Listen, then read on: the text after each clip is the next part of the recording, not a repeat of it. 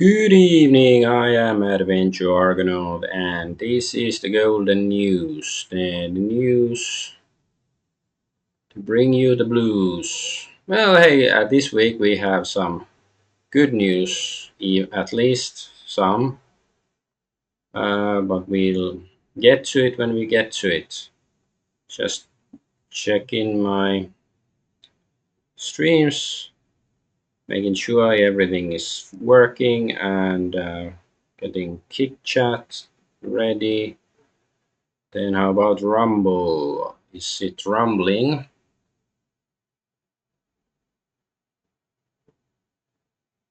Yes. All right. I think everything is working. So let's get to it then already. No time to waste, as Pr0n used to say in Final Fantasy X. So, anyways, peace in Palestine? Question mark. Supposedly there is a ceasefire or peace deal actually that Israel and Hamas have agreed to it, and Trump has taken the credit for this. So yeah, Israel and Hamas agreed to a peace deal. There, here's what we know: Donald Trump announced a peace deal between Israel and Hamas to end the two-year-old war in Gaza October 8th. So President Donald Trump announced October 8th that Israel and Hamas have agreed to implement first phase of peace deal aimed at ending the two-year conflict. This is a great day for the Arab and Muslim world, Israel and all surrounding nations, and the United States of America, Trump said in a social post. Leaders from Israel, Hamas, and mediator Qatar subsequently confirmed the deal. So yeah, I guess this is good news if it indeed happens. Like, it's not like I'm completely satisfied with the result, but like, hey, if they have stopped murdering Palestinians for a while, that's good news. No doubt about that. However, that won't fix the underlying problem, which is Israel still exists. And also, there's this pro-Palestinian protesters are attempting to storm BlackRock headquarters in New York City. So this is, let's put some volume.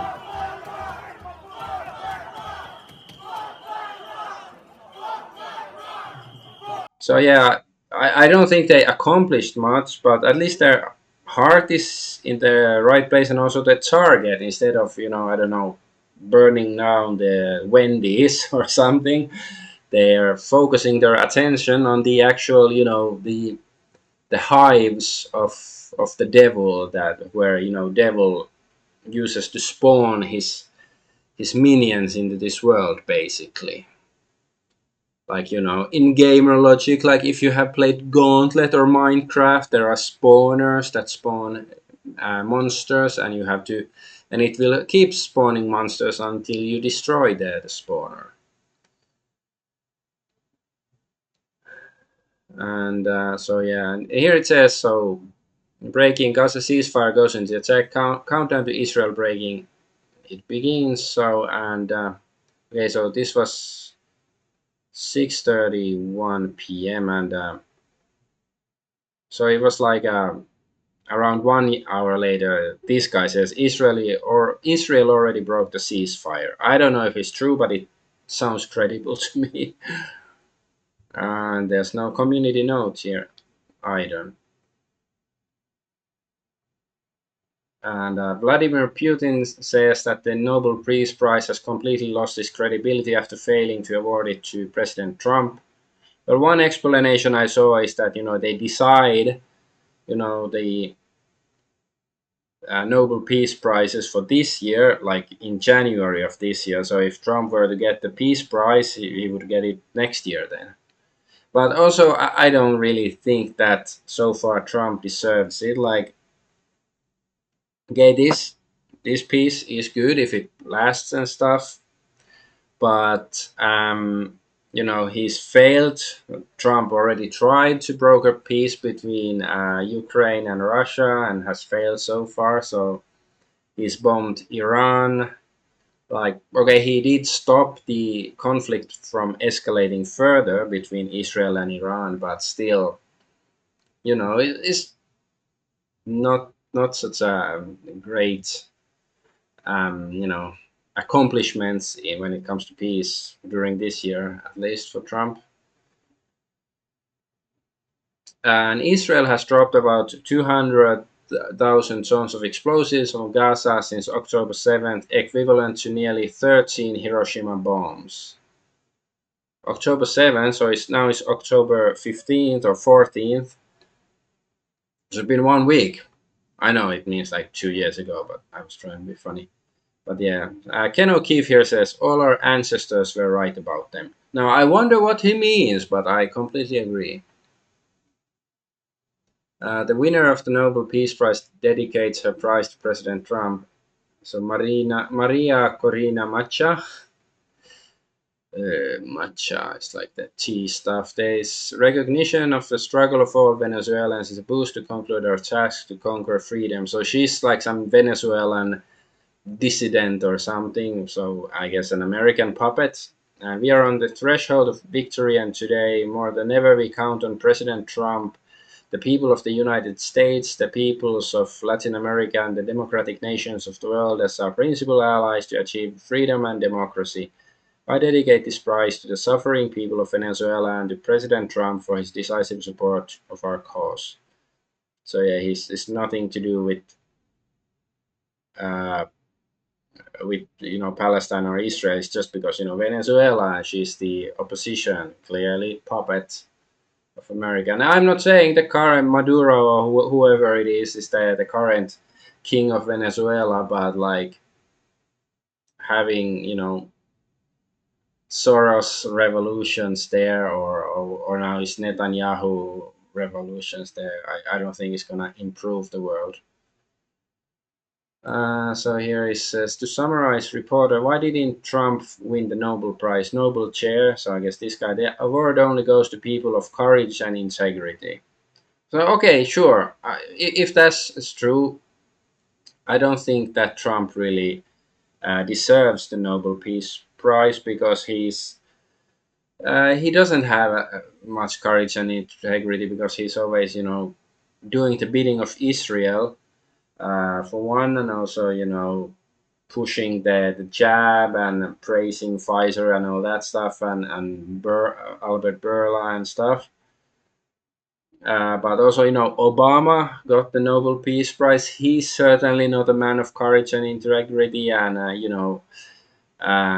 EU got it. It's not a courageous organization or doesn't have integrity, and also not a person. Mm, oh yeah, this is not related to the uh, Israeli stuff. I mean the Palestine stuff, but like.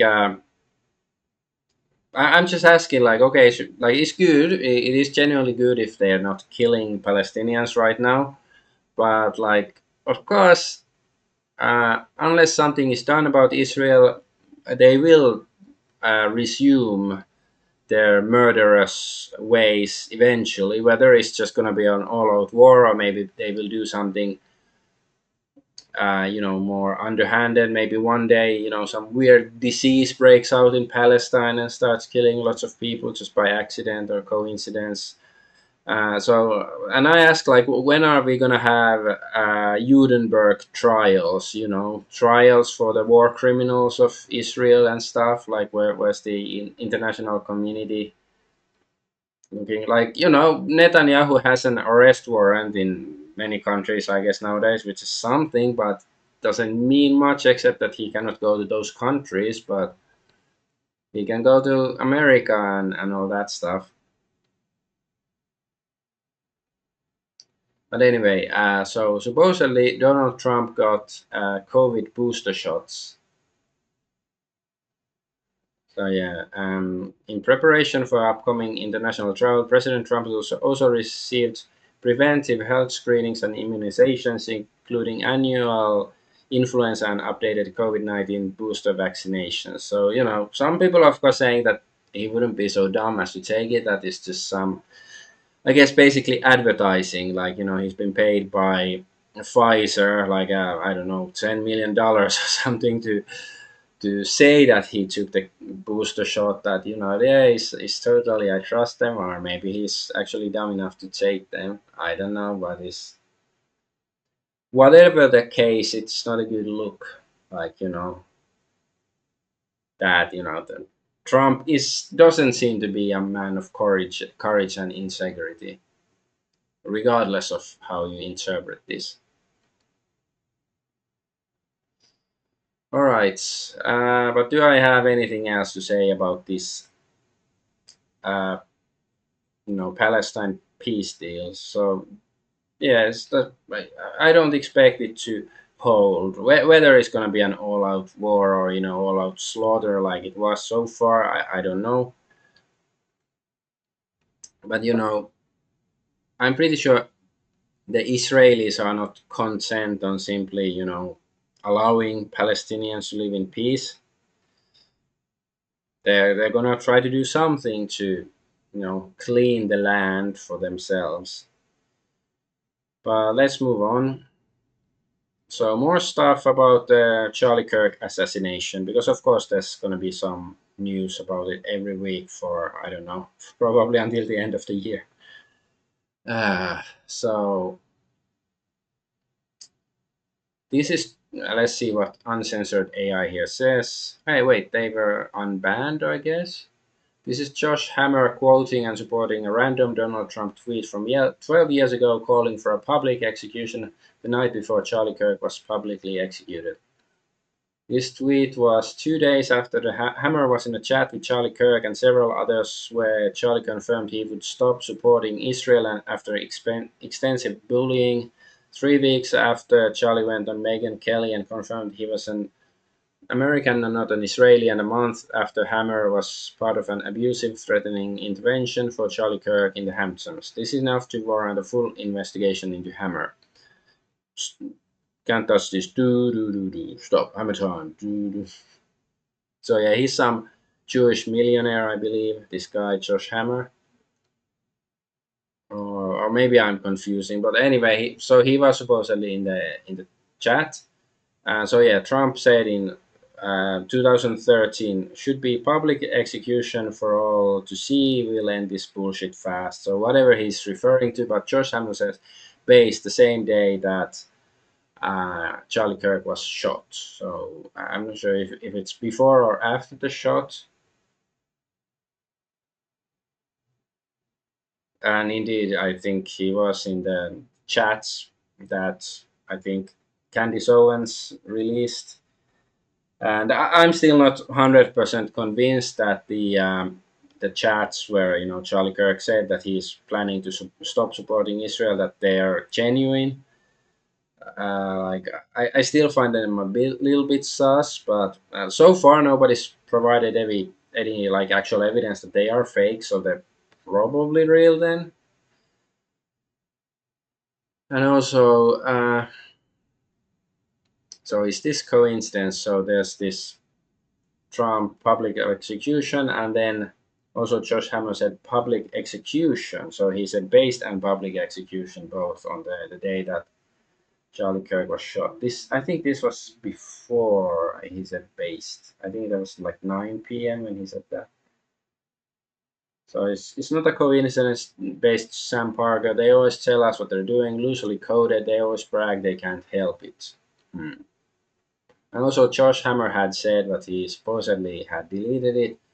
So, somebody, Eugene Kontorovich said, pretty amazing. European Union is going to require political country of origin labeling for only two regions of the world, and both of them are Israeli. So does it mean Israel and Palestine then? Because what other region is there that's Israeli except Israel? But anyway, Josh Hammer said, Jew hatred is inherent in the European DNA. See, this is very much projection, or maybe maybe he's saying that Jew hatred should be inherent in European DNA because it seems to be hatred of Europeans seems to be inherent in somebody else's DNA. Let's just put it that way. So yeah, this guy Colvet confirms the texts are real. So I think this means that At the last week's start of the text. show to address some of the things that have been going around on public, namely about a group text chain that has been made known and released by Candace Owens. And I just want to address it head on because, that was a a screen grab that I had shared with people. So it is authentic. And I want to go into it because I actually am really excited that the truth is out there. So he says it's authentic. I guess he's some guy from Charlie Kirk's show. I don't know who he is outside of that. But yeah, Candice Owens, that was a week ago. He said, "Should I release more of the text chain tomorrow?" And so this is a bit sus behavior.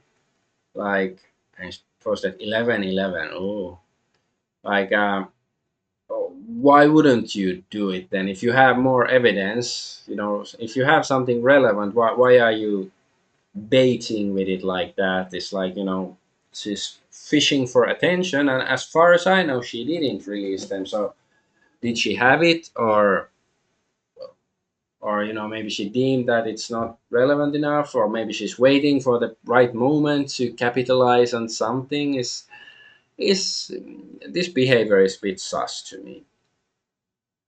Like, if she really cares about the truth and she has some evidence, why not just publish it? So it's not like, I do sort of like Candice Owens, but also don't really trust her, like her intentions and stuff. And here, Evan Kilgore says, "This is getting insane. Candice Owens has verified that Patsy shooter George Zinn received medical treatment after saying he shot Charlie Kirk.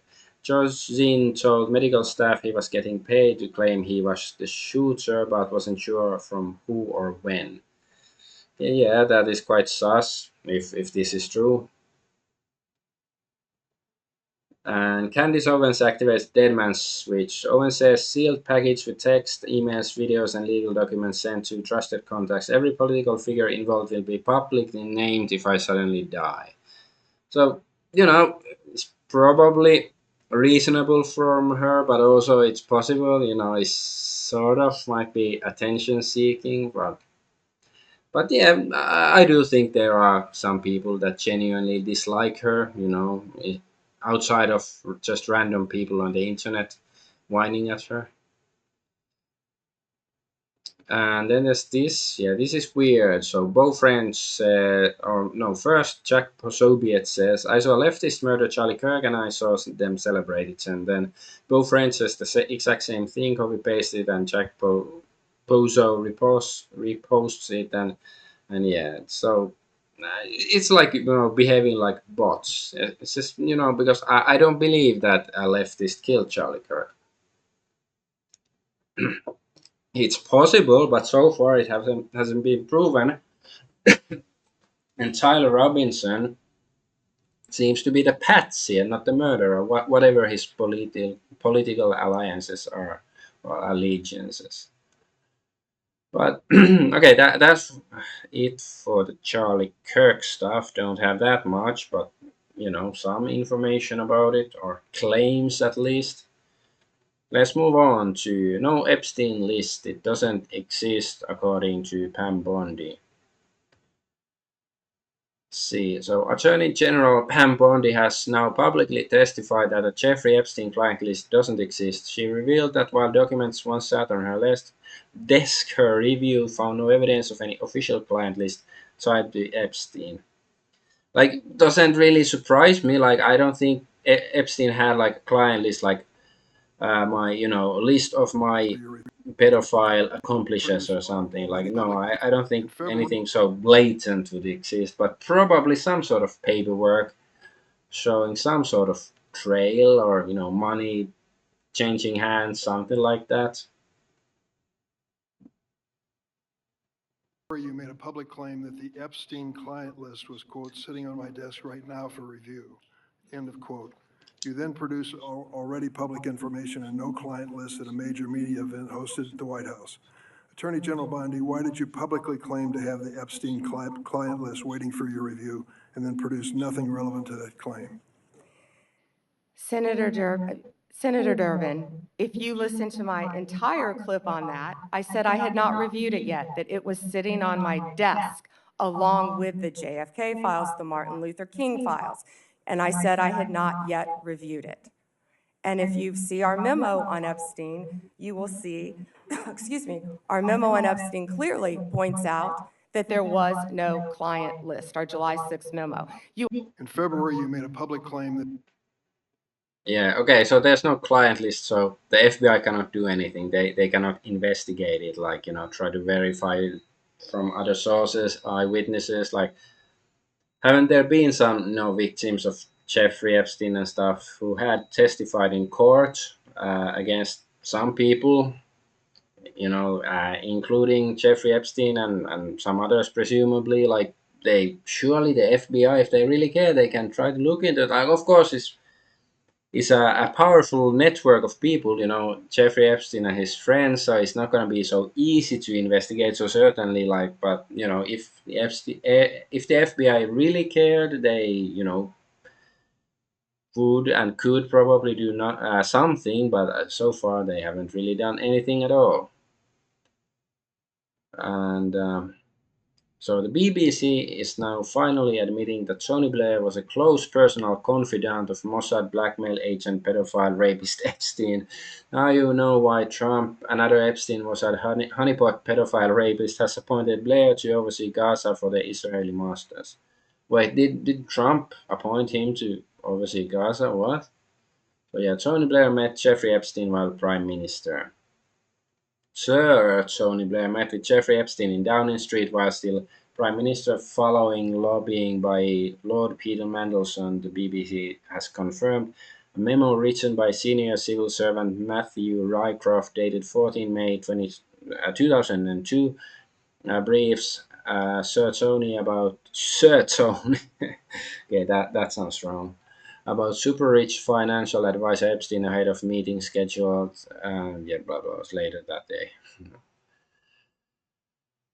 Yeah. I'm just wondering about Sir Keir Starmer. Well, I guess Epstein has been dead, quote unquote, for many years now, so maybe he wasn't powerful enough, back then to have met Jeffrey Epstein. But, there's probably somebody else has replaced Epstein's position in the network.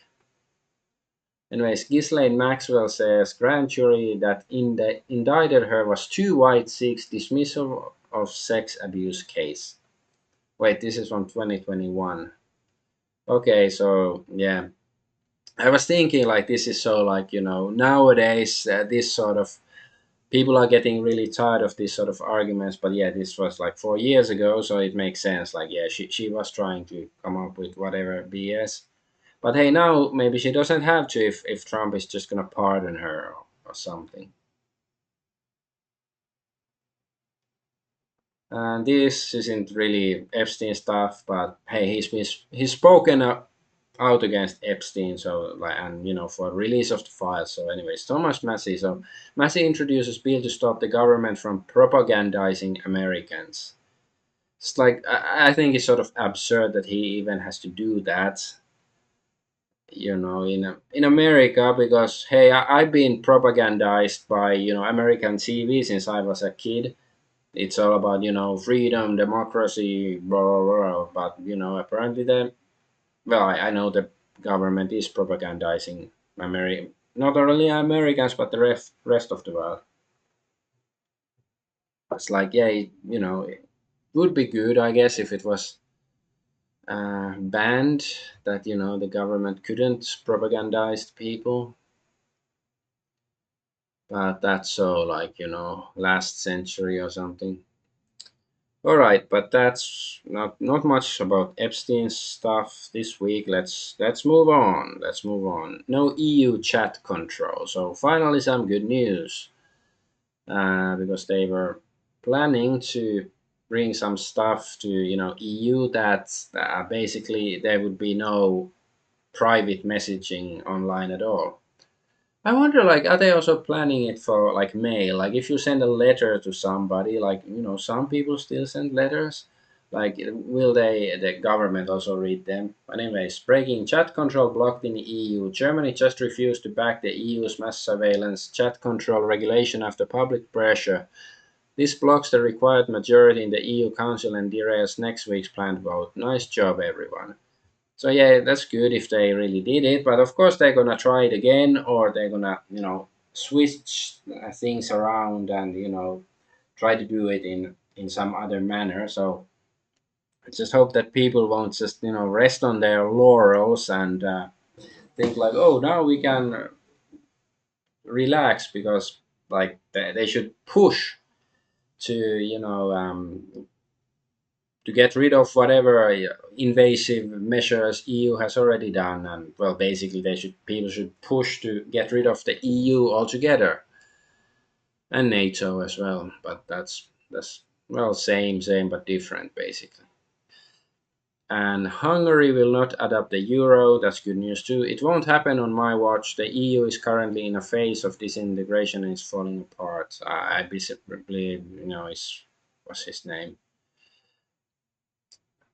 Is it Urban? Was it just like my brain is completely blank on the president of Hungary. Yeah, whatever his name was, but that's good. And but this is just retarded. European Parliament has voted in favor of banning words like burger, schnitzel, and sausage to market their plant-based veggie counterparts. So this is a bit unclear how it's like phrased. So EU lawmakers push to ban term veggie burger. So you cannot say veggie burger. Will you get arrested? Uh, EU lawmakers voted on Wednesday to ban the use of the term veggie burger and limit food descriptions such as steak, escalope, I don't know what is an escalope, and sausage to products containing meat, part of a proposed EU law to protect farmers. So wait, no, that's actually good news. Okay, I thought it was the opposite. So limit food description. So okay, so steak, escalope, and sausage are only to meat products. Yes, that's good. But that's why veggie burger cannot say, because it's not a real burger. Okay, it's still retarded, but if it's makes like if a burger has to have meat, but that's going too far. Like, as long as you say clearly it's vegetarian, it's not proper burger, not a man's burger, and then so anyway, the text of the final regulation will follow negotiations between representatives of the Parliament, EU governments, and the Commission, with Parliament backing a ban of terms such as veggie burger and vegan sausage. So what will you call them then? Its meat-only list includes hamburger, egg yolk, and egg white.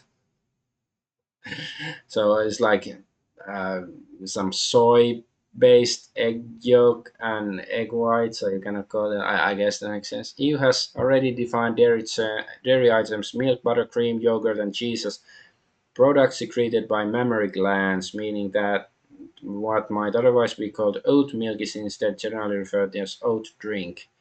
I guess I sort of agree with it. Like, I hate the term soy milk, because here in Asia many people like to drink soy milk, and I don't like the taste. I don't really hate it, but it's not milk, and it shouldn't be called milk. So yeah, I guess that's fine. That that yeah, because oat milk, it doesn't. There's not not an animal called oat. There's a stoat. But anyways, yeah, let's move on. That piece of news isn't that interesting and important, anyways. And Spain's constitutional court has annulled 92,278 fines imposed during the COVID lockdown, ruling that significant parts of the restrictions were unconstitutional. That's good, but like, I guess that's a step in the right direction. But will they actually punish the people who were pushing these unconstitutional measures, and make the people, because a lot of people suffered from the more from the preventative measures, quote unquote, than the actual virus itself. I'm not just talking about the jabbity jab, but like various measures, like old people isolated and bombarded with fear porn on their TV and stuff. That doesn't make people any healthier either. But anyways, we are sort of breezing through stories this week. That feels sort of nice actually. Let's move on to German mayor stabbed by adopted kid. And of course, the adopted kid is, uh, has an immigrant background. So German mayor elect fights is an elect. Sorry, it's not a mayor yet. Fights for life after brutal knife attack. Adopted teen suspected. So mayor-elect Herdecke, I don't know, Germany's Iris Stalzer clings to life after a brutal stabbing attack at her home, sustaining up to 13 wounds to her stomach and back. Authorities airlifted her to Knappschaft University Hospital in Bochum, where she remains in critical condition. Police detained her adopted 15-year-old son and 17-year-old daughter for questioning, raising suspicions of domestic involvement in a grisly attack. And I think somebody said that was the daughter like beat her up or something like that a few months before. Emergency services responded at 12:40 p.m. after the teenagers reported the incident, according to Bild. The son claims Stalzer was attacked by several men outside the apartment, but no witnesses have corroborated this account. Officers took him into custody and handcuffs, clad in evidence-preserving suit, while investigators probe possible family tensions. Der Spiegel reported the daughter's involvement in a prior domestic violence incident this summer where she allegedly attacked Stalzer with a knife. Yeah, police and prosecutors issued a joint statement noting close family involvement cannot be ruled out at the present time. Yeah. Yeah, whatever. I'm not gonna read all of that stuff. So, and there's, yeah. So, cops adopted teen son of German mayor stabbed 13 times near home weeks after daughter attacked her with knife. She got stabbed by her adopted son. No news outlet informs you that her son is a brown refugee. Yeah. It's like, if indeed that was the reason that she was stabbed, as I say, I'm not gonna feel too bad for her. Like, if you bring wild animals to your home and you don't take the measures to make sure they don't get out of control, and when they get out of control, it's like, well, duh, what did you expect? Not saying I condone their actions or anything, but it's just, yeah, I cannot feel too much sympathy for her if indeed. It's possible that the group of men that the adopted children said attacked her is possible, is true, but maybe we will see, or maybe we will forget all about this story. Let's see what's next. What do we have next? So yeah, we go to England to UK bullshit. So there's a few different stories from UK and some UK adjacent stories. So first, English flags have been replaced with Israeli flags in Hastings. Oh no, we need Poirot for this one to solve the mystery who put them there. It's basically you see Israeli flag or the rainbow flag. It's the same thing basically. Taken over by a hostile power. And the Discord breach, I think I reported on it last week already that Discord was breached after the AI or the digital ID crap, which is the fault of UK. That's why it's UK related. This breach couldn't have happened if it wasn't for UK stupid laws. So anyway, 1.5 terabytes of data stolen, over 2 million government ID photos, Threat actor publishes some user data due to Discord's inaction. Okay. So yeah, yeah. It's not smart to dox yourself to these corporations. And here it says the UK digital ID system has already been hacked twice. No one noticed until informed by the hackers. The UK is cooked. A digital ID system has already been hacked twice that they know of. The test team say it was hacked earlier this year. Government response was to disband the team and hush it up. It was hacked again and no one noticed until they were informed by the hackers. Disaster incoming. There is a digital ID system that doesn't exist yet. And just because it hasn't been rolled out to the public doesn't mean it doesn't exist. Yeah. Like if this where's the community note if this news is not true? Checkmate racists. Because I've been conditioned to think that community notes will always tell the truth. If no community note, it must be true, right? That's the truest fact checker ever. And Discord breach update. Discord maintained a list of accounts that agents were instructed not to interact with, directing them to quietly close tickets without response. So these ones is accounts we should not interact with. If any of these accounts are tagged in a post or are tagged Discord in post, agents should quiet close agents. Damn, do they have James Bond working for them? They should close the ticket without further response. So Streamlabs, USA Army Esports, TeamSpeak, Kark. I don't know what is Kark. It's like why shouldn't these and I don't what is USA Army Esports? Like, does the US Army actually have esports division, or is it like just the name of some esports team? I don't know. Why is like Streamlabs and TeamSpeak? Why shouldn't you answer the? I don't get it. And there's Keem, I guess like Keemstar. It's in Call me Carson, don't know Quack City. Just Dr. Disrespect, no, no text to speech. Okay, I don't know what that is. So yeah, it's weird. Okay, so Discord support breach exposes over 70,000 government IDs. So but in the other side is no, that was the IDs that's different. Okay, so at least 7,000 government IDs. Updates now confirmed that at least 70,000 Discord users had images of their government issued IDs leaked in a recent support system breach. Hackers say the real number is much higher, pointing to 520,000 plus age verification tickets and 1.6 terabytes of stolen data. So is it only in like UK or do they? Because I haven't had to.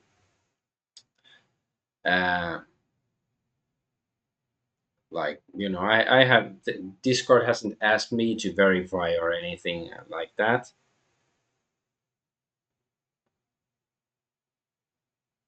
So or is it maybe in Europe or in general? I don't know. Oh, and this is so. Elon Musk says protesting attempted rape is punished more than attempted rape in Britain. So what's this? Three Epin protest. Epin sounds like effin or something or epic. It's like some Zoomer language, but I guess it's some town in England. So anyway, the protesters have been jailed, getting longer sentences than the migrant who sparked the disorder by assaulting a girl 14. Martin Piergram, Dean Smith, and Stuart William will serve 2 years each. Illegal migrant Hadush Kebatu. It's like Hadush. You sneeze. It's like you sneeze while you're eating kebab. That's what his name is. So he just got 12 months. Yeah. Why isn't there a revolution in UK? Like, come on, man. Why aren't they building lots and lots and lots of oubliettes? An oubliette, if you don't know, is like a jail cell with only an entrance on the top. like in the ceiling. So there's no way out by yourself. And there's this. So some of you thought I was joking. Scottish woman soon to be jailed for admitting she's ethnically Scottish. Councillor reported to the police for saying she was born and bred in Falkirk. I wish I was joking. We live in a police state. I don't even want to. So it's like, see, no community note, so it must be all. It's gonna be all true, right? Uh, yeah, we must take our country back. Well, I'm not included in R. I'm not British, but I do agree that I would like. I like always shit on UK, but that's for a reason because I care. That's why it disgusts me how far UK has fallen in such a short time. Well, okay, I don't want to go into historical details, but certainly, like probably in the 90s, UK wasn't that bad. I didn't go. Haven't been to UK in the 90s, but anyways.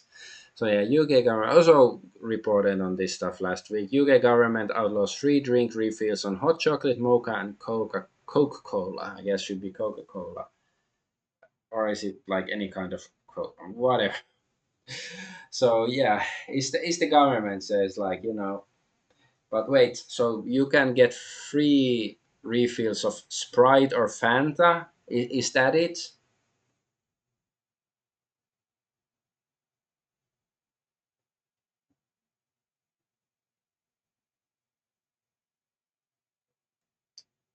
So there is somebody, I don't know, Karen, actually. This is a policy from the previous government. Okay, I guess that's informative. It's true. It's a good idea to limit high sugar drinks.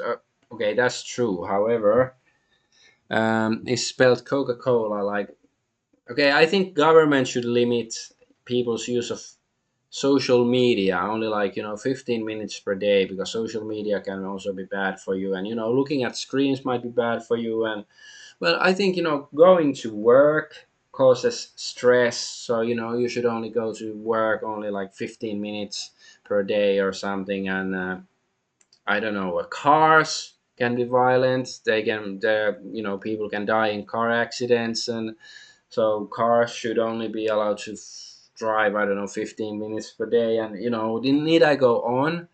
Like perhaps like yes, high sugar drinks can be bad for you, but how about letting adults make their decisions for themselves? How about that? Like no, no, no.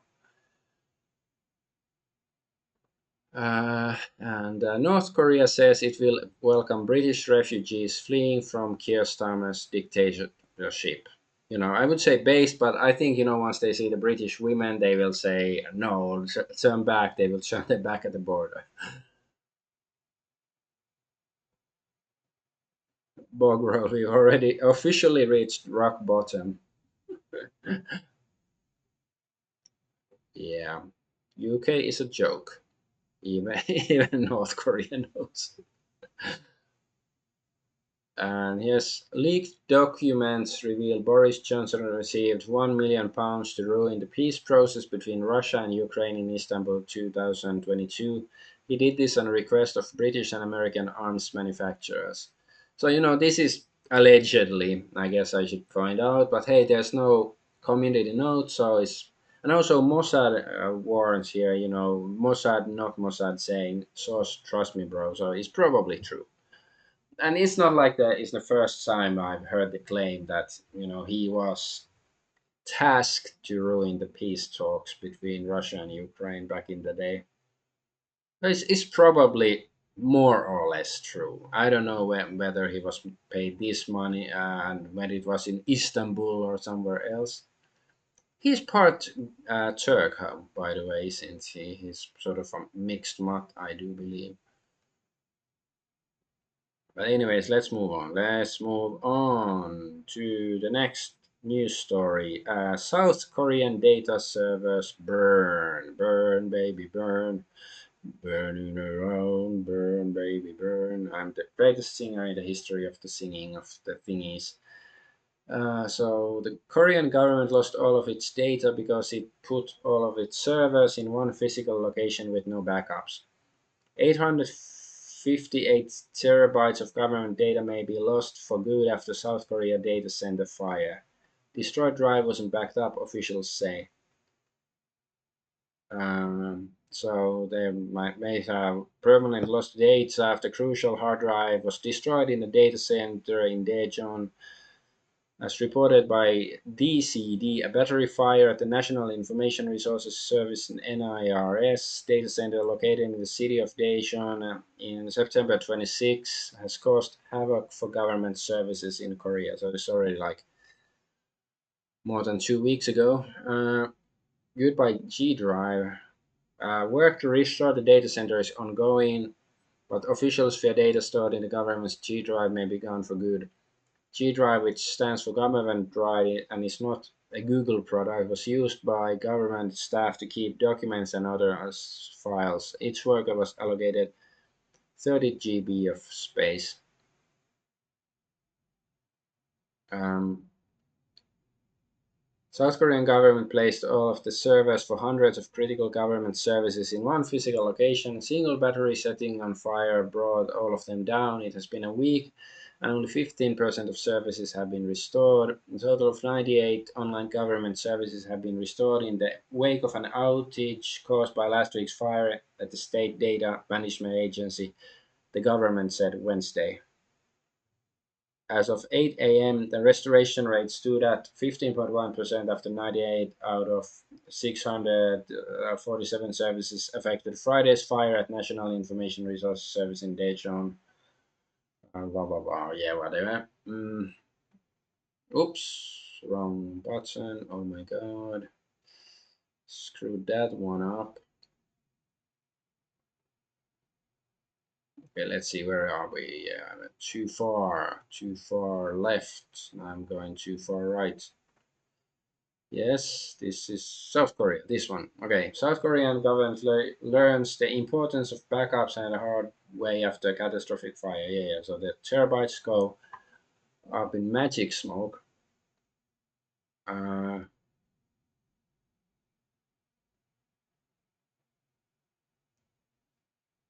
it's a fairly safe bet that any on a given day, at least a good dozen IT departments are trying to convince their bosses and our users about the vital importance of backups.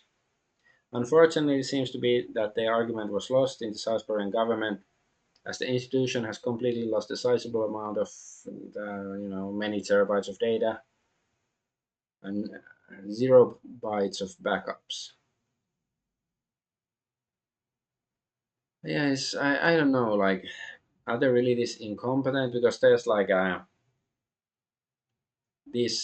while the fire itself apparently caused no casualties, one government worker overseeing the data recovery sadly took his own life by jumping off the central building in Sejong's government complex on October 3rd. 4 people have been arrested in connection with the fire, reportedly under suspicion of criminal negligence. So, okay, this is of course East Asia, so yeah, it is very plausible that somebody would, take their own life after screwing up this royally. But there's the possibility that this wasn't an accident. Maybe somebody, some really corrupt government officials that certainly exist in South Korea, maybe they were covering their tracks by burning, the evidence of whatever crooked stuff they had done.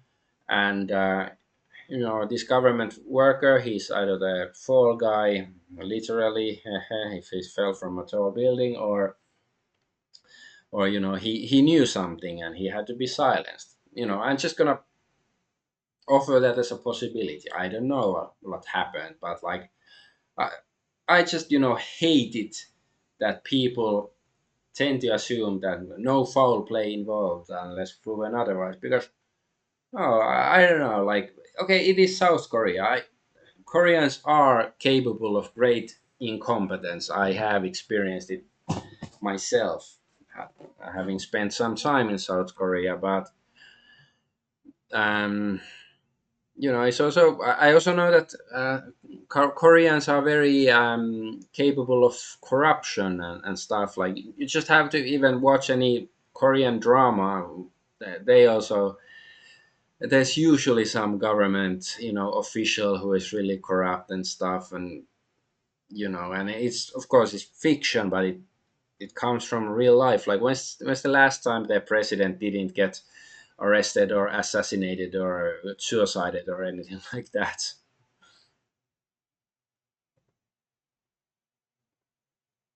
And then let's go to Israel delenda est. Israel has to be destroyed, even though there's a peace for now between Palestine and Israel, but it's not simply about Palestine. It's because Israel is a parasite that is an impediment to stability in the world.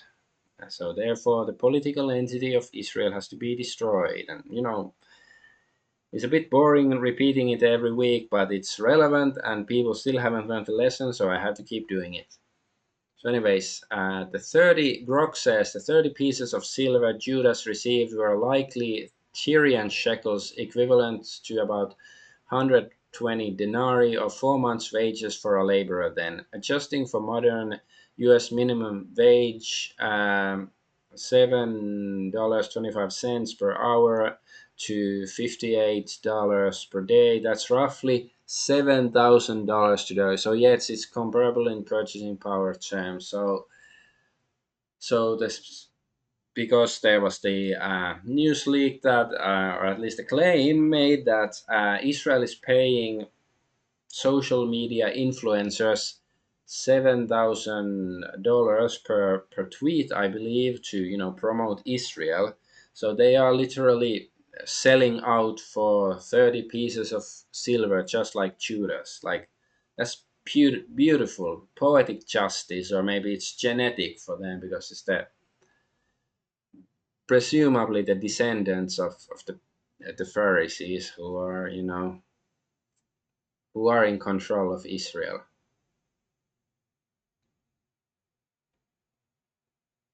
And anyways, let's see what other Israel news we have here. So Derek Evans says everyone is now seeing why the deep state refused to confirm Matt Gaetz as Attorney General, but they were willing to confirm Pam Bondi. So Harrison Smith said, I'm just going to keep reminding people that Gaetz was targeted by an Israeli blackmail honeypot scheme, even though no one seems to care. And Matt Gaetz said, I do recall that. So okay, it's nice that he pointed out, but I guess I would just ask a question like, okay, if he was targeted by a blackmail scheme and it worked, that he didn't become the attorney general, then doesn't it imply that Matt Gaetz had something filthy in his mailbox? So he's clearly not squeaky clean. But hey, maybe he was, seduced by a 17-year-old and he didn't know and whatever, and they took a video of it. That's possible. And I guess if something like that happened, I can certainly, I wouldn't think it's a big deal, especially like if it was like basically entrapment and stuff. Maybe that's what it was. I don't know, but it is still like, you can't be blackmailed if you're not crooked in any way, right? But certainly, like, Matt Gaetz would have been a superior choice to Pam Bondi. That's pretty clear. Uh, oh yeah. Gee, I wonder why they wouldn't let him become Attorney General. So Matt Gaetz said, Marianne at Times said, let's break the algorithm reply with stand with Israel, fuck Palestine, with a Israeli flag, and then Matt Gaetz said $7,000, of course, referring to that stuff. So yeah, that's why they wouldn't let him become Attorney General. Yeah. Justice RFK Jr. Children who are circumcised are early have a double rate of autism, and it's highly likely because they've given Tylenol. Trump, there's a tremendous amount of proof of evidence, I would say, as a non doctor, but I've studied this a long time.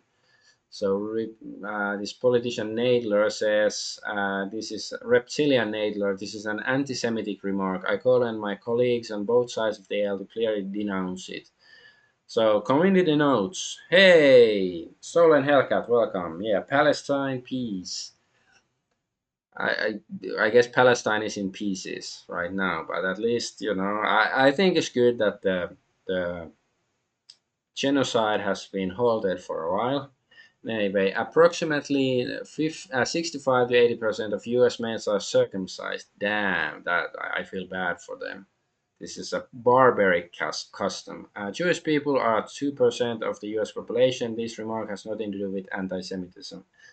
Well, it is like, because I think the Bible says something about, the Hebrews, like that they should, I was about to say castrate, but circumcise themselves and their slaves. So, some have argued that the reason the rate of circumcision in the United States is so high is because of similar reasons. I'm not saying that some people have argued something like that. Czech billionaire Peter Thiel warns that Greta Thunberg and critics of AI are legionnaires of the Antichrist. Okay, this is one of the most retarded statements ever. Like, you can say they are foolish or whatever, or backwards or whatever, but don't call them the legionnaires of the Antichrist like that. That's Peter Thiel. Like, one might call him the Antichrist, but I think the Antichrist is supposedly beloved by most people on the earth. And Ivanka Trump here is hugging a wall of some sort. I wonder what kind of wall. Arshaloga says the future will be defined by two warring factions, those who've sold their souls and those who've managed to resist temptations and stand firm. Whenever I see the phrase stand firm, I can't help but think of Blood Bowl, because there's one feat or trait or whatever they're called stand firm, and they're like, cannot push them around. So anyways, the former rule the present, the latter will own the future. So yeah, I just hope the future will be here soon, because I'm getting tired of the current establishment and the current state of things. So yeah, every U.S. citizen seems to see this. So Laura Loomer, I'm not a 9/11 truther. So pro-Hamas Muslim socialist is about to be the next mayor of New York. Get ready for another 9/11. This is not going to end well. We are without a doubt going to have another 9/11. We cannot afford to have another 9/11 on our October-style attack. Of our yeah, we are going to be attacked again. Except next time it's going to be 10,000 times worse than 9/11. Blah blah blah. So yeah, he is it a Freudian slip? She, of course, this beautiful woman is clearly Sibyl. Wasn't that the Roman soothsayer, like the Sibylline books, whatever? So she's the modern day Sibyl, and she knows the future clearly, and not because she's a Mossad and sending a message or anything. No. And Laura Loomer announces she is no longer supporting the Republican Party after Trump administration agreed to establish a Qatari Air Force facility in U.S. soil. Uh, Loomer is a transformer Kant, like Immanuel Kant. I mean, that I'm not saying any foul language. He wanted Palestine turned into a parking lot. Well, yeah, it's one of these, like, is that thing even human?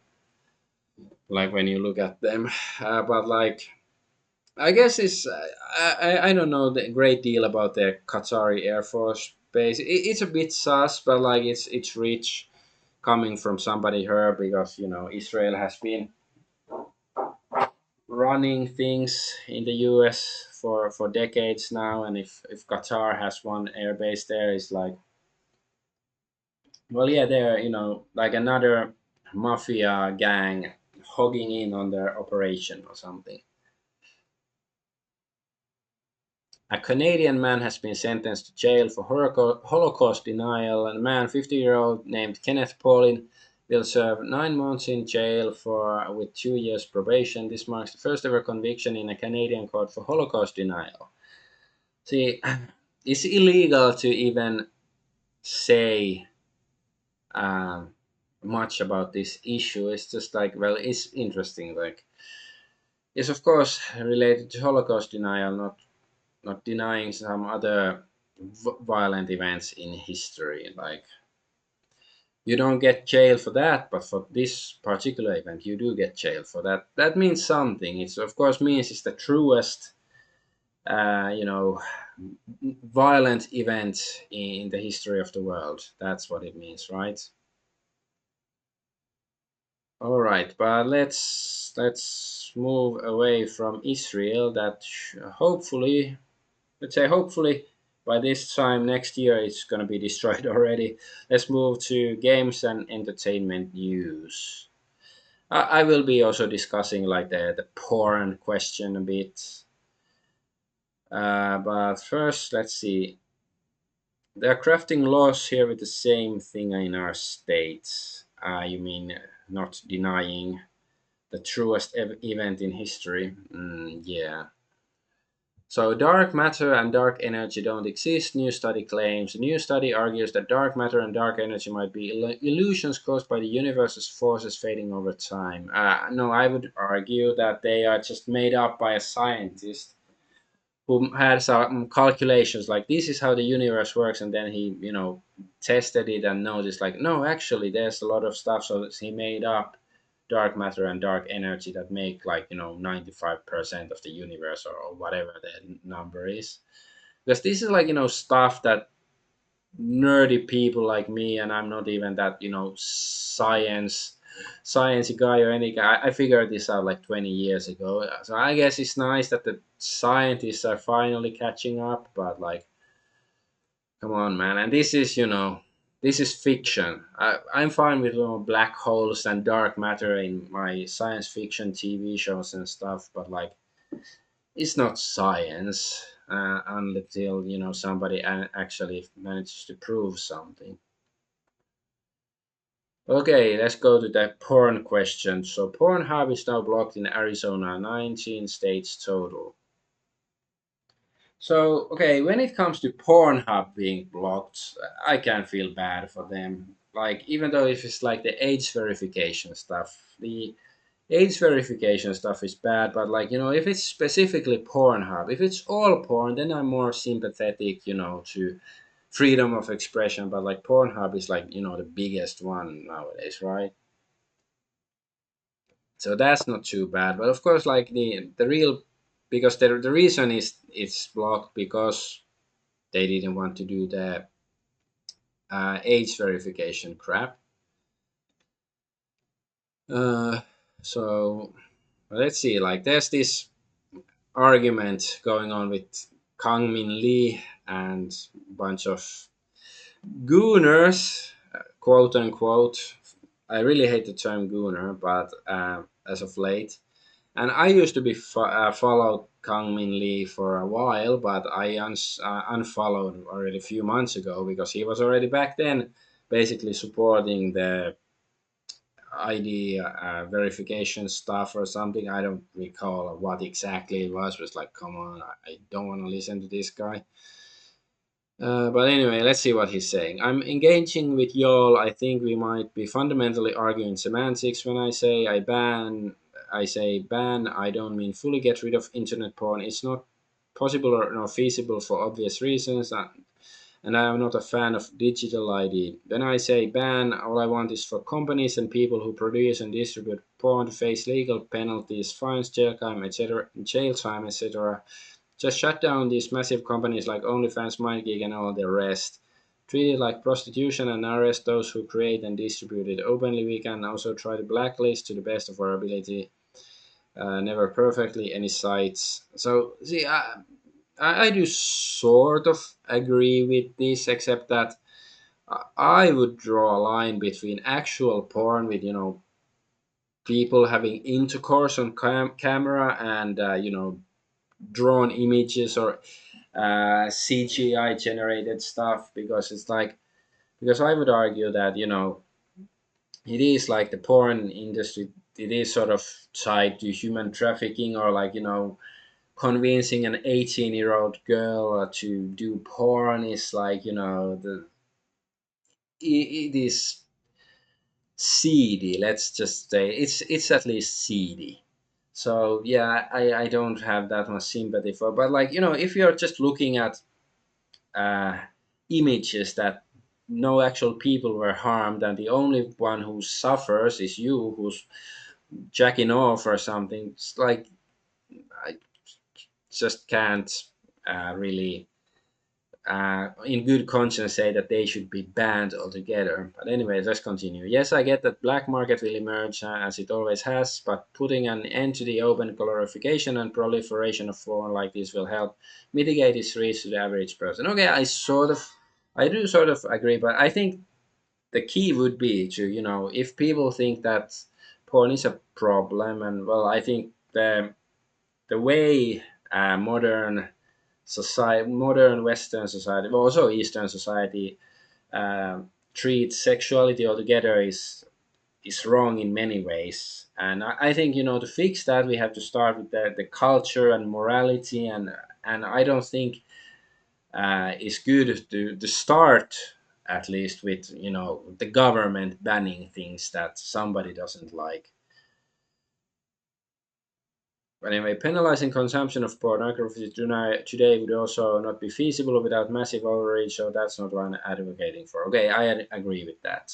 That's where good parenting comes in. Yes, there's a way to fight the scourge of porn using political power without the implementation of digital ID. I don't want the government tracking my data and internet usage either. Yeah, but I'm pretty sure I've seen this guy, celebrate the digital ID when it harms porn distribution, because it's like, my argument is like, okay, the way I have solved the problem of porn, that we are gonna nuke all of Earth, we're gonna nuke all of, get wipe out all of humanity, then nobody can make porn, nobody can distribute porn, and nobody will be harmed porn. Like, you might argue that the cure is worse than the disease, and I might agree, but it's like, the same applies to all this digital ID stuff, especially like, many people have made the argument it's a Trojan horse. Like, they start with hardcore porn, and I don't disagree. I do think, I do sort of agree that that should be banned, but we have to be make sure that that's where it as, sticks, that they're not gonna, I don't want them to see ban, like, anime with some panty shots or something. You're free to think it's disgusting or whatever, but it's not porn, and I don't think it should be banned. So anyway, what does Espirito here say? You say I'm trying to strawman, yet you say it's yourself, you claim. Yeah, okay, it's sort of difficult to read because it's you, and, it's just the letter you claim. In the first part, you don't want to ban porn, but right after you say, I want anyone posting or distributing it banned, to put in jail or fine. So yeah, I don't think, like, if you share porn on Pirate Bay, I don't think, or, on torrent, I don't think you should be fined or in jail for that either. That's a full ban, you dumb fuck. You're just debating in bad faith and goal post moving. None of it can be done without digital ID, and you know this. Yeah, it's like, because if we went to, like, full porn ban, first we have to define what actually constitutes porn. Like, not, so we don't ban edge cases, like, sort of erotica or whatever. Like, not all of it is not clear cut, all the cases, and some people would want to ban it just because they don't like it. And of course, it can be, once you start banning stuff, it's easy to, ban other stuff. Then they're gonna start banning conspiracy theories, because they're gonna be harmful too, and questioning the government, and questioning the historical events that happened 80 years ago and stuff like that. Uh,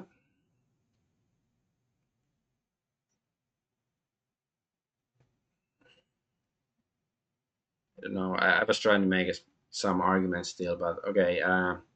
So yeah, and Kangmin Lee here says, I'm losing followers because I hate porn and want it outlawed. Insanity. My primary allegiance is to Christ. I'm never being shy about that. I'm not a libertarian. It's losing an untenable ideology. For what does it profit a man to go in the whole world and forfeit his soul? See, this is just, straw man, like cowardly tactics. Like, because I've said I wouldn't be so opposed to banning porn as long as it sticks to porn.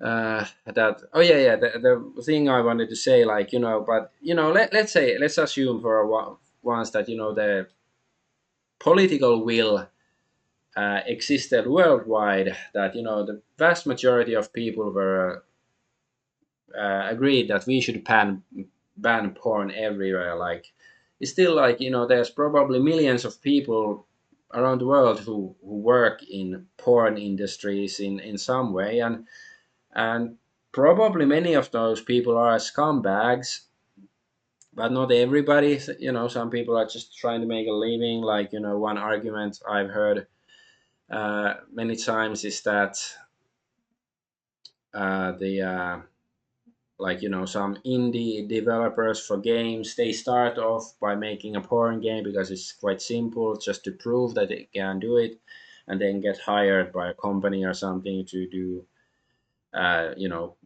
proper games, and so forth. And even if, or everybody who is making porn or distributing porn, even if there's comebacks, like, okay, if they go, all of them suddenly um, become unemployed, it's going to cause a lot of social problems. So I'm not saying you cannot do it. I'm just saying, like, stuff like that should be taken into account, because if they're suddenly all unemployed, then it's going to increase crime and whatnot, because if they can't make a living. And you cannot make an omelette without breaking a few eggs, but there's, like, there's many considerations that should be taken into account, if we are, like, because I do genuinely do find merit in this discussion, but let's be adult about it, and not like not like a freaking Karen mom who sees, like, oh, your child is watching cartoons, there's violence, you can't do it, and without actually considering, like, different options or whatever. But this is like, it's an emotional response from these people, and they're calling others gooners that they have an issue with it. It's like, yeah, you're free to hate porn and want it outlawed. And also, I want to point out, this sounds very projection, or like, maybe Kang Min Lee, he had issues that he couldn't keep it in his pants, and it took a great deal for him to stop masturbating 5 times a day or something. Maybe that's why he's so, like, excessively, without having good sense to look at the other side of the argument, something. But anyway, again, he's trying to gaslight his followers because he's scared and is losing followers while trying to pretend he does not care. You're losing followers because you're defending a system like digital ID, which is and would be forced on people under this idea of banning porn. You're also getting exposed for not caring about kids at all, because when told about how the UK tried this and it failed, make things worse for kids, you then said you don't give a shit, but you wanted to force it anyways. So you don't care about kids or people's health. You just want more government oversight. Except, especially why you're really losing followers, but you don't want to tell the truth. So yeah, I think there's few good points here, like the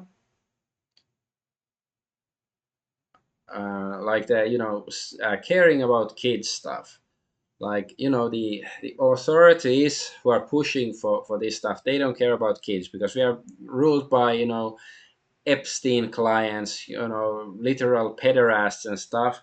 Like, if these people really cared about kids, they would be, talking about Epstein files and the fact that, the US government is hiding about it all the time. Like, probably Kang Min Lee has mentioned it, but like, he doesn't seem to care about it as much as he cares about banning porn, because this is because I do see this sudden issue with this absolute porn ban as a, sort of distraction from the actual issue of, the fact that Epstein files haven't been released and Epstein clients are still running our governments, and nothing is really about gonna be done about it, and all of that.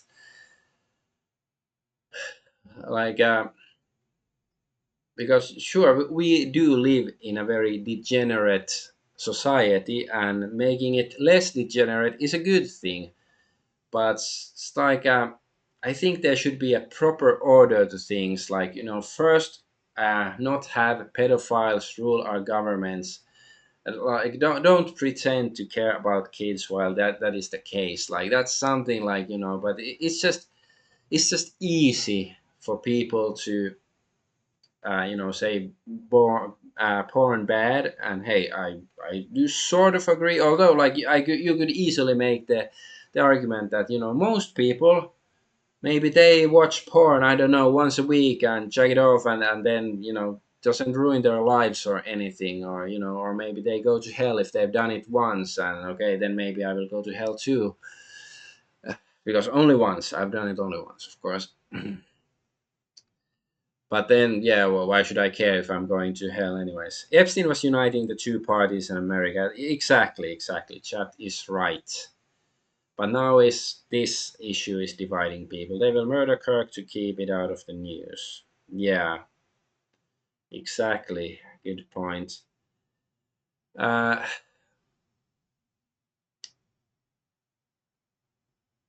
Now I lost my train of thought, but yeah. So is this is a very simple argument. Like, every low IQ moron can say, like, either, well, they can either say, porn ban, we should ban it, or like, no, porn freedom of expression, we should not ban it. It's very simple, but, like, the fact of pedophile networks and all that, whatever dark stuff they do, the deep state and so on, like, it's real, but it's, much, because we don't know, we don't see it as well. Like, it's still up in the air, like many of the details of how it actually works and who is guilty of what. We don't have all the answers. It's clear that these things exist, but it's easy for many people to just dismiss it as conspiracy theories, or stuff like that.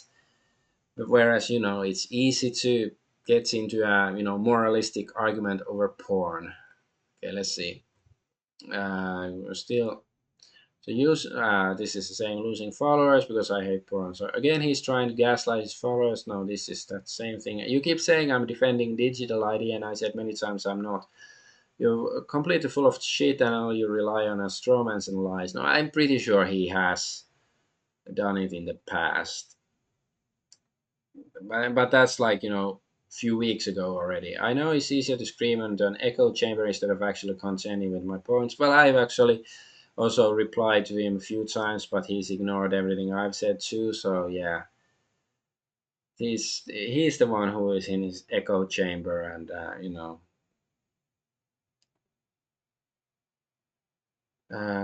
so yeah.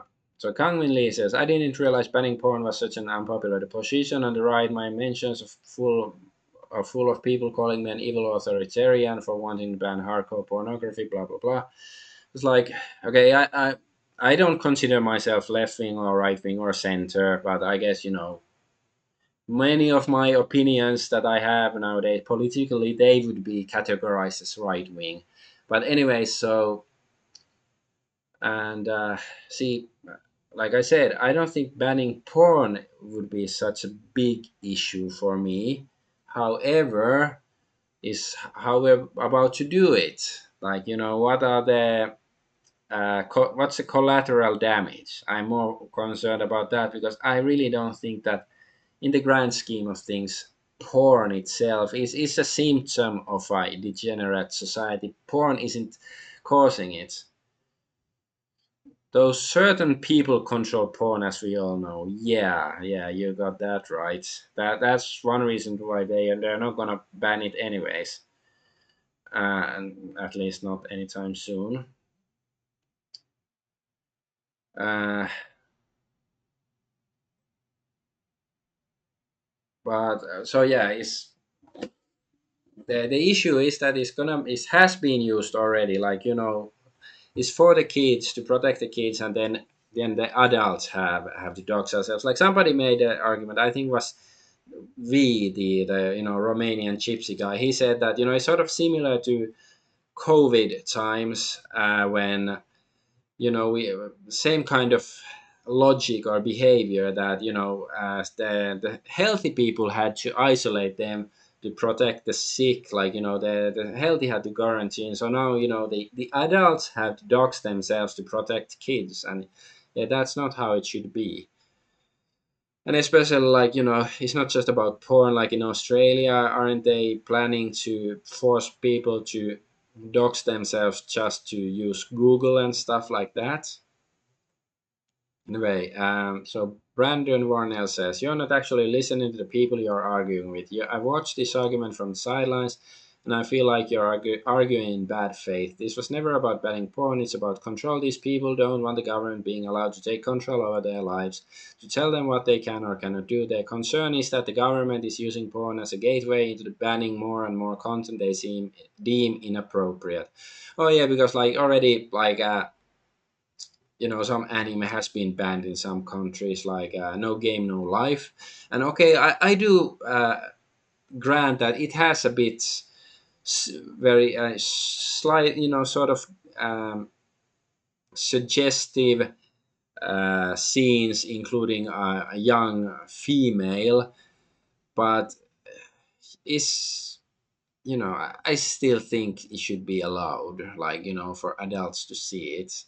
It's not like actual porn. But anyways, the thing about allowing the government more control over your lives is that once you let them in your home, it's nearly impossible to kick them out. Every post I've seen has been people saying this to you, and you haven't listened. Exactly. Continuing to allege that the issue is people don't want to ban porn when that hasn't been what the vast majority have been saying. Yeah, exactly.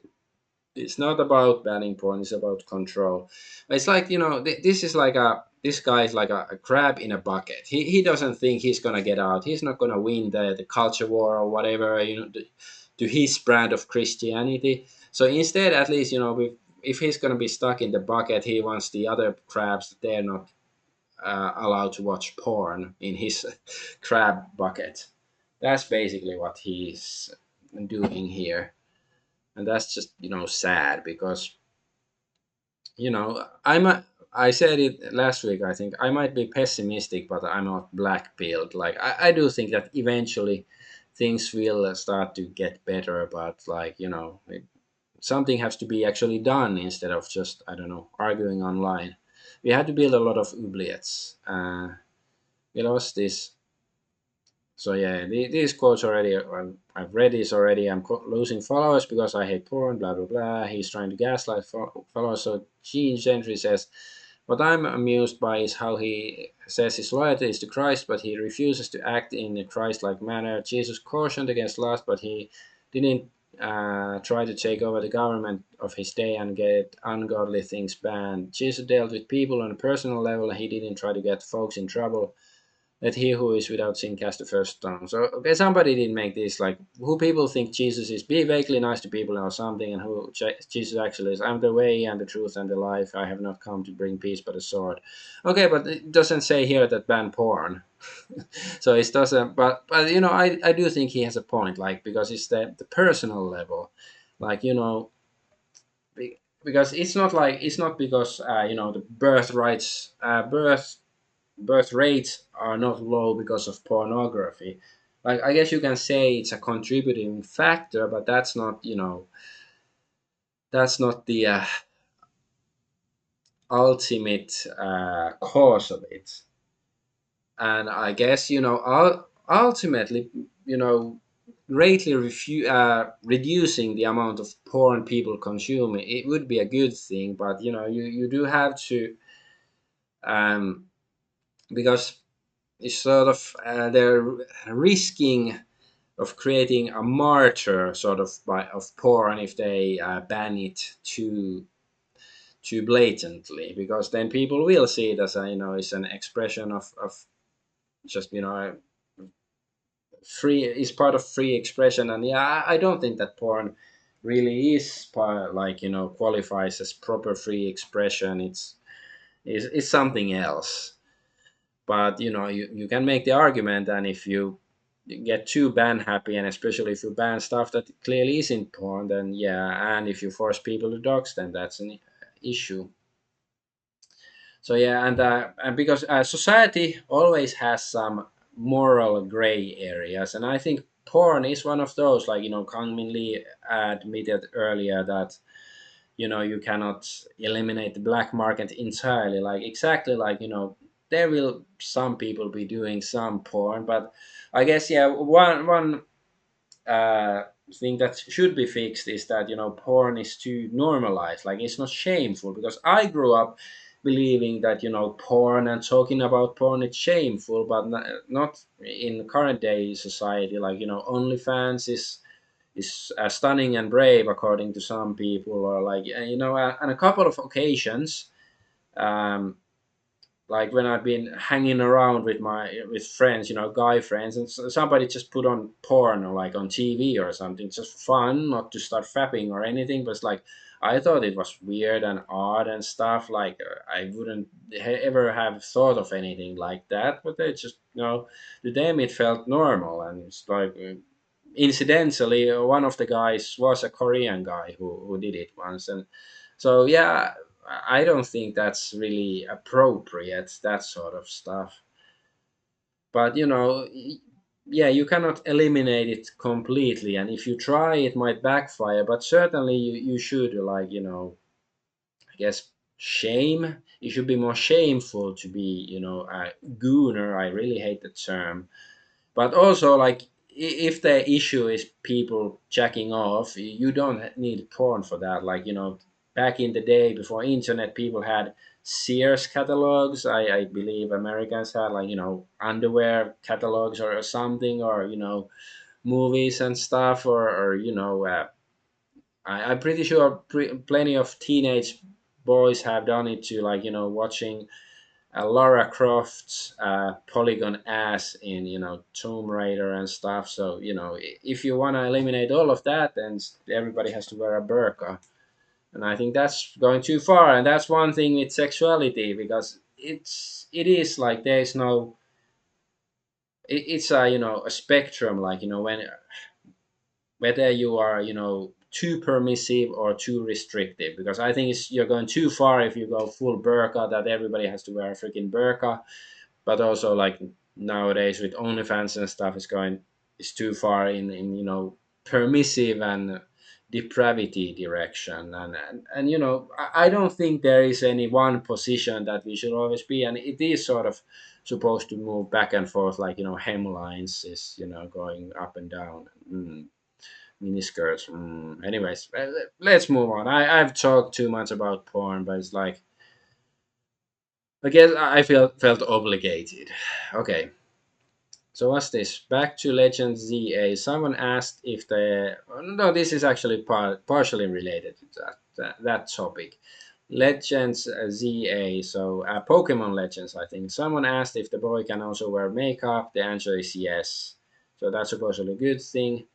And Rock Solid says, people in the comments saying, oh my god, Pokemon is woke, I can buy now. This is the problem with consumers, they don't care about quality, just validation. We'll never get a good Pokemon again, because all it takes to sell now is to pick a side and make something worth playing. So yeah, because like one of the straw mans between in the porn argument is like libertarian versus authoritarian, because hey, I'm not libertarian. I guess I'm in some issues I'm libertarian, but other issues I can be authoritarian, and because I do think some people should be banned from doing some things, like there's these stories of people buying like their favorite female Twitch streamer, like a PlayStation or a car, or like PlayStation 5 or a car, hoping, I guess, to gain their favor, and then find out they don't really care, except like, oh, thanks for the car, thanks for, like, some people really make bad decisions, or maybe they shouldn't be allowed to make financial decisions. So, or people like this.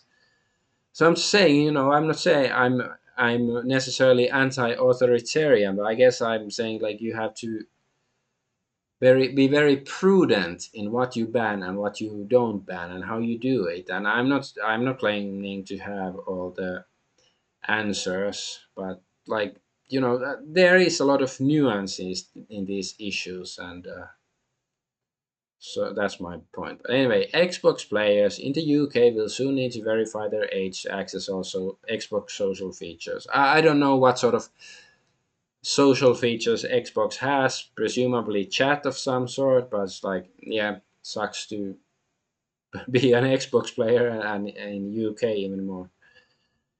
Windows 10 support ends tomorrow. Well, it's today. I think it's ended already. An urgent warning has been issued to millions of Microsoft users ahead of major software change. Microsoft will no longer provide security and feature updates and technical support for Windows 10 PCs. Executive Yusuf Mehdi said, and yeah, that's the all American name.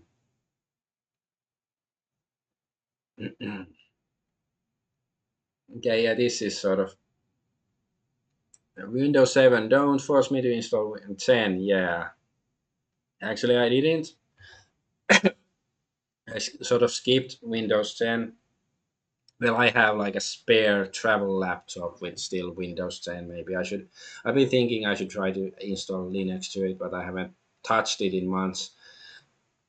But yeah, anyways, now it's 2025. Windows 10. Don't leave me. But yeah, I remember back in the day, like 2012 or wherever, whenever Windows 10 came, they was supposed to be the forever Windows. But I said I don't see much difference between Windows 10 and Windows 11. Same shit. Windows 7 was great, at least for Windows. Damn, I'm gonna get some water. Be right back.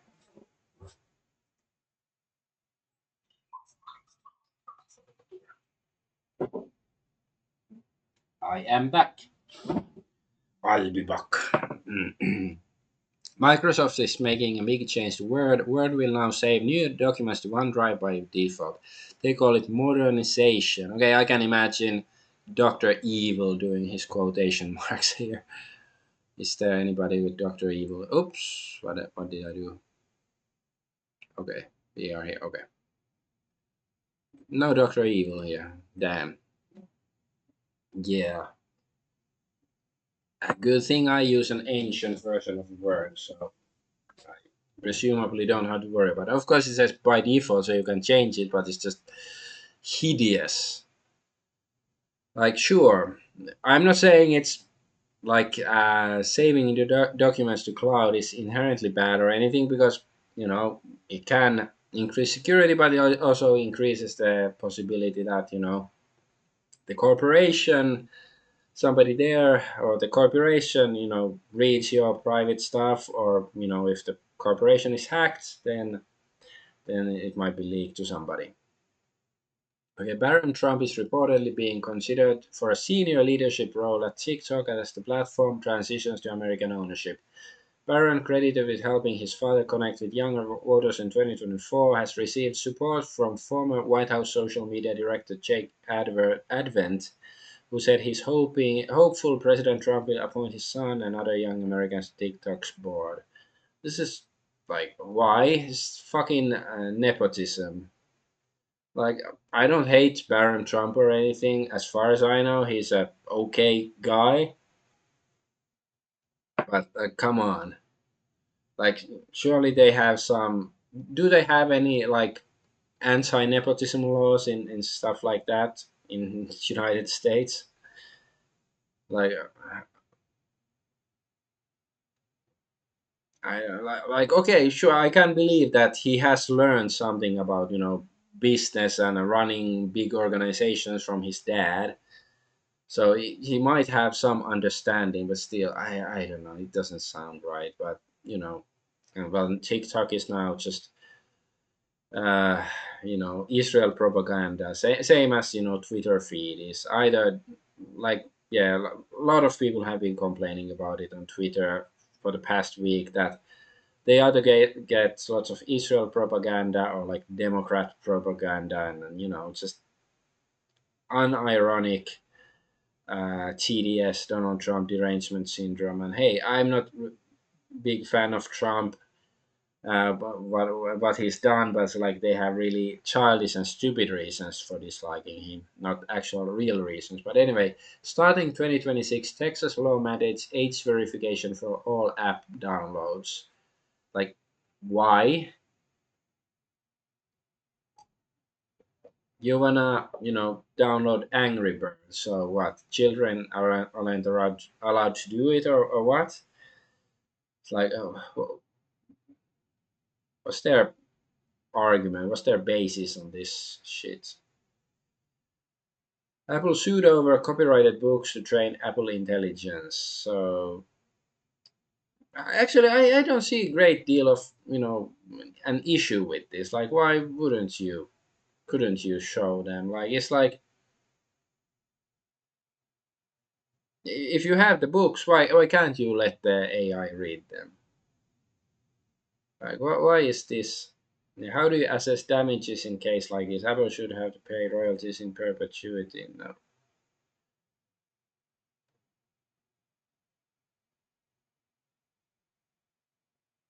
Yeah, it was like should they just use uncopyrighted books, like old books with no copyright anymore or something? Public domain books. It sounds better than Reddit. Okay, this is more serious news. This is absolutely wild. The Dutch government has just seized control of a major Chinese semiconductor company. I'm not talking about metaphorically. They literally suspended the Chinese CEO, handed voting power to a non-Chinese director, and placed the company's shares under the control of a third-party trustee, or justified under a wartime emergency law meant for things like bread and fuel rationing. Last I checked, the Netherlands wasn't being invaded, and this didn't happen in a vacuum. It coincides perfectly with Trump's new 50% rule, which drags every subsidiary of a Chinese parent company onto America's entity list. It looks like a lot like Europe is just following Washington's lead yet again.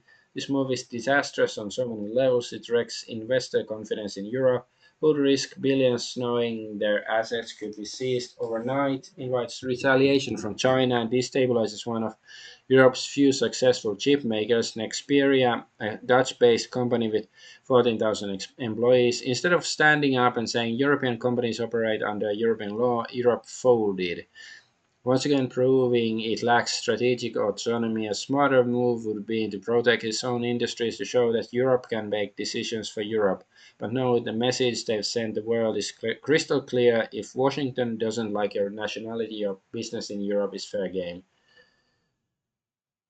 Okay, yeah, this is a bit weird, but it's like not saying it's necessarily disastrous. Like, because I do think Europe should be like, why can't Europe make their own like microchips or semiconductors and all these computer parts? Like, why are all of them made in China or Taiwan? Like, why can't they be made in Europe or United States? Like perhaps this isn't the best way. Like if it's a already existing company, well, why can't they start a new company? Like because one of the weirdest conspiracy theories I heard is like there's some dark magic involved with creating circuit boards or microchips or something like that, and only a handful of people in the world know how to do it. Is that the reason that there's only a few black magicians who can bind the demons into the microchips and super semiconductors, whatever stuff to make computers? Is that it? That's why they're not making them in Europe. Like, and maybe it's not like it's dangerous business if the demons get loose. Like, why can't they just start a company in Europe to make all sorts of computer parts? Crimson Collective hacking group claims to have breached Nintendo. So Crimson Collective hacking group known for breach of Red Hat now, blah blah blah. I don't know. So yeah, I don't know what sort of stuff they actually leaked, but mm, this is good news. Anything that harms Nintendo is good, if it's true. Nintendo requests $4.5 million in court judgment against alleged Switch pirate. I think I reported about this last week already, but there's more info.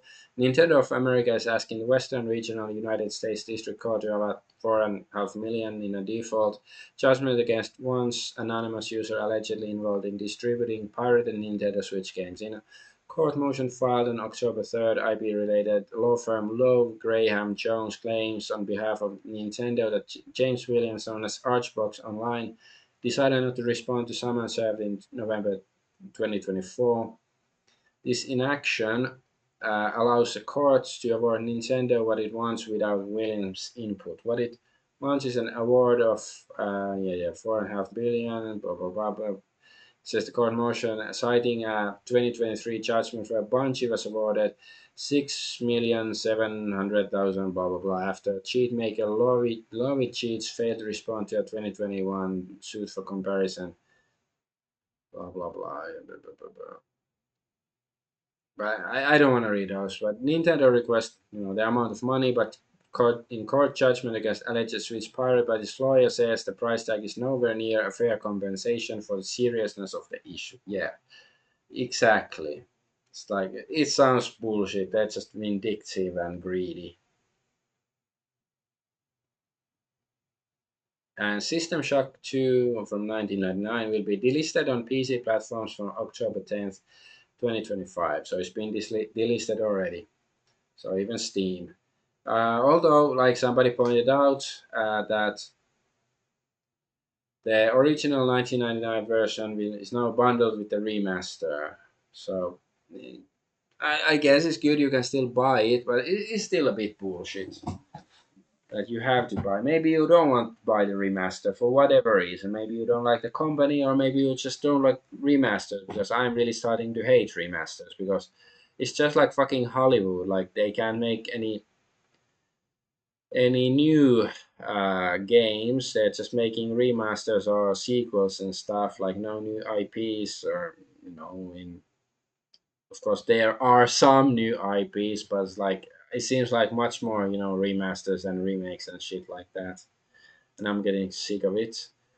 OpenAI Sora is a copyright nightmare for Nintendo and anime creators. So yeah, it can make animations, and apparently fairly good ones, like AI animations. Uh,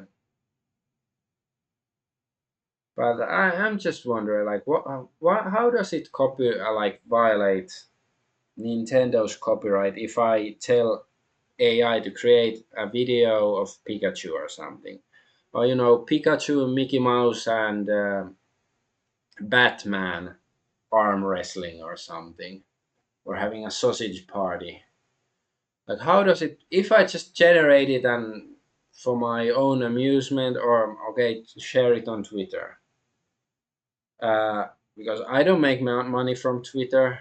Like, how the fuck does that violate any copyright? Because like when I was in elementary school, I used to draw pictures of the Ninja Turtles because I liked the Ninja Turtles back in the day, and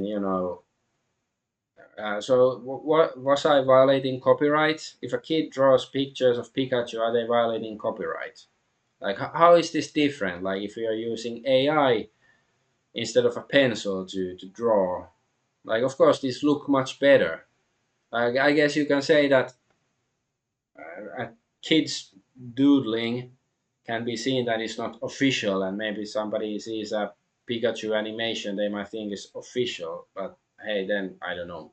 Maybe we can just make sure to tag all official Nintendo products with a fucking tag of Nintendo or something.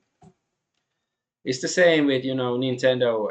They at some point they used to like sue streamers who streamed Nintendo games online because like it violates their copyright. But how the fuck, like if I buy a freaking Gibson guitar and make a song, play a song with the guitar and upload it on YouTube, how can the guitar manufacturer sue me? I don't think so.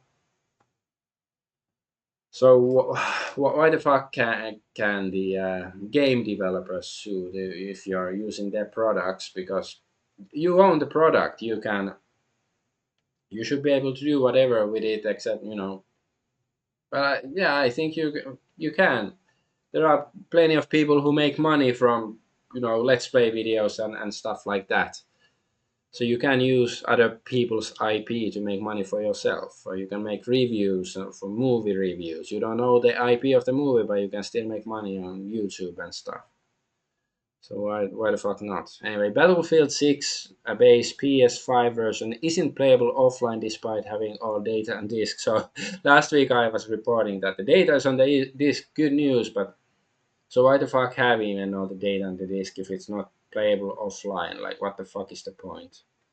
And also, when you finish the Battlefield 6 campaign, it replaces the button with an uninstall button. So yeah, here, campaign uninstall.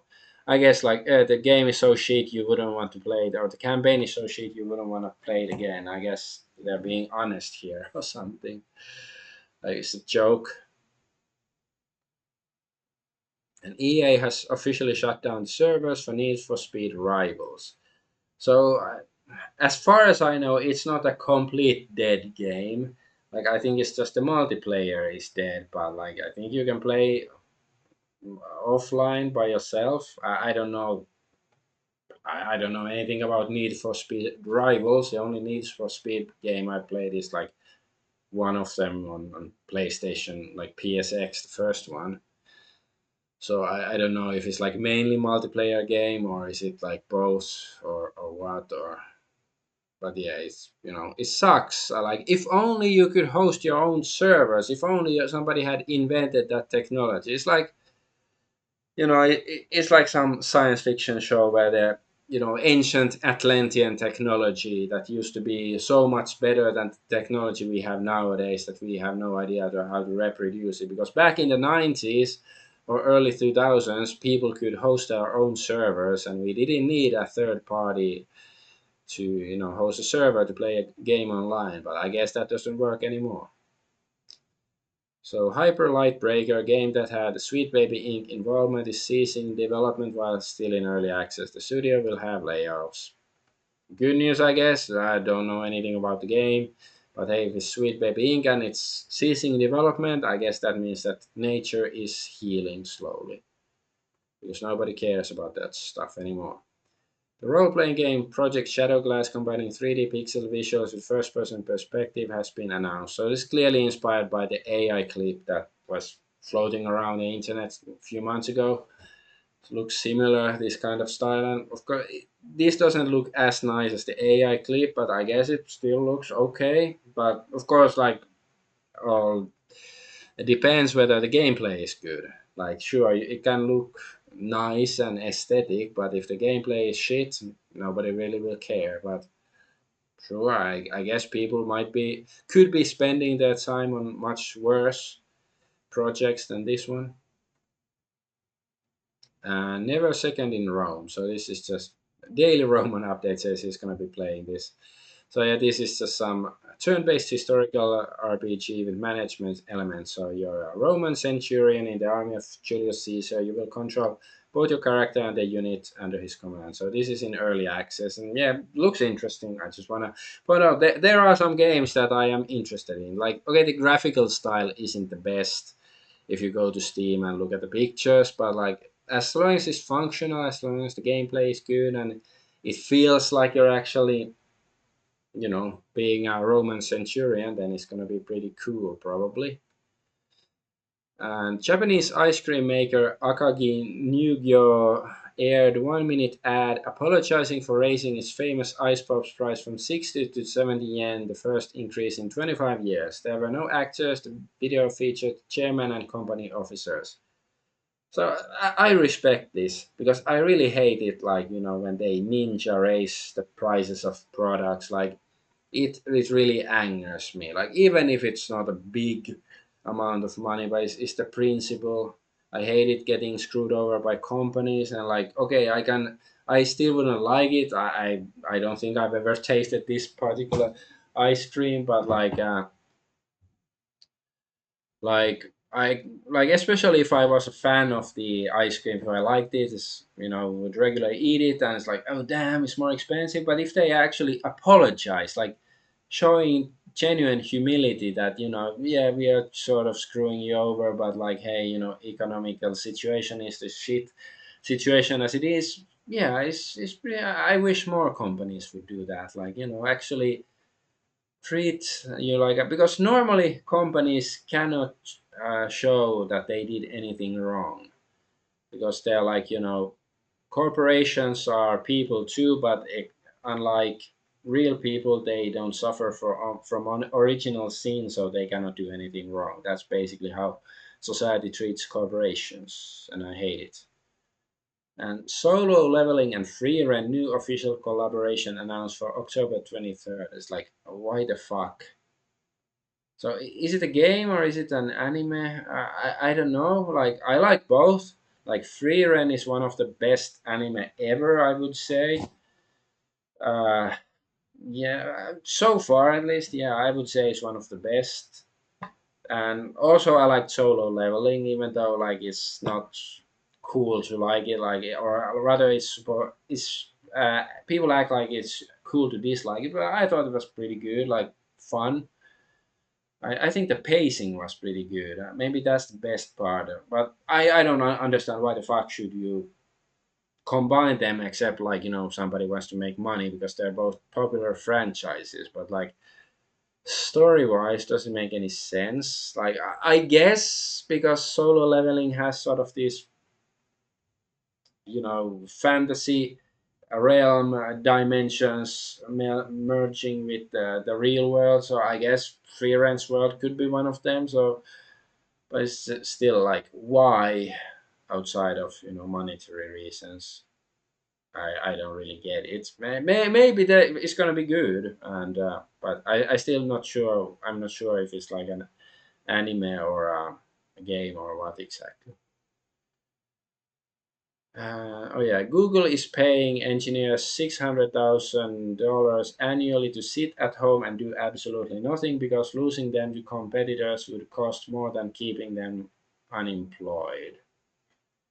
So yeah, this is just sickening. Like, okay, I envy this. I wish I was a engineer like that, that would get paid that much money to do nothing. Alas, I'm not. But it's like, yeah, capitalism encourages competition and innovation, and yeah, sure. That's what our kind of capitalism encourages. Like, don't do a good job, we're gonna pay you not to do a good job. Not Don't do anything good. And hey, I'm not blaming the engineers for this. I'm blaming the fucking Google and the whole culture. Like, going back to the porn, like there's many things in our culture that should be fixed, and singling out porn is just a minuscule uh, aspect of the, like, I think this is a bigger issue, like how inefficient our society is. Even though, like, supposedly we're all about making money and, it's efficiency, but it actually is super inefficient how our society is structured. Is this the last one? Yes. All right, so this is truly a philosophical statement of, like, I've never heard anything quite like this. So, female attractiveness is literally how rapeable you are, and male attractiveness is how capable of rape you are. Phew. So yeah, a lot of attractiveness is, for some men, isn't actually viewing your features, but how rapeable they deem you, how innocent, submissive, and overpowerful you look. Is I don't know what to say. Like, my IQ and my spiritual evolution isn't as so high to make a good rebuttal of this. Except that I'm gonna point out that, like, babies are very, innocent, submissive, and easy to overpower, but most men don't find them attractive in any sexual sense. Most men don't. So I would just posit that there. But otherwise, this is a very interesting argument. So I like the images here, like the contrast is just. I don't know. Like sometimes internet disproves the argument that internet was a mistake and only spreads negative, degenerate things. But sometimes it really spreads gems like this that truly unshackle the human mind to new spheres. Like this is what Nietzsche was talking about in the and not the Antichrist, in the Übermensch. Like this is what he was. His this clearly whoever originated this idea is on the path to becoming the Übermensch, or at least the child is going to be the Übermensch. Clearly. But that's it for this week. I don't know what do I talk about except porn. I don't want to talk. I don't want to talk about porn for a month. So yeah, but hey, let's see. Hopefully Israel won't exist long enough. It is hopium, I guess, but like, and I hope Palestine they can be in peace because I do genuinely, want them to be able to live in their ancestral homeland without being invaded or eradicated or anything like that. So, but like, as long as Israel is their neighbor, they can truly be safe. But with that, I'm Adventure Argonaut. I thank you for watching. Bye bye.